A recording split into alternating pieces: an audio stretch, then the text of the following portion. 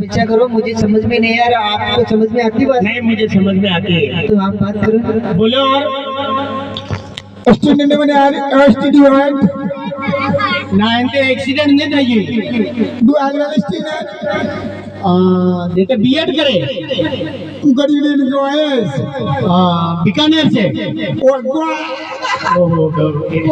ओहो बीएड करे के तो मजा આવી ગયો। તમાર વાળી નહીં લગે, તમે કેતા वो मारे फार्म पास થઈ જાય પણ નહીં લગે તમારા।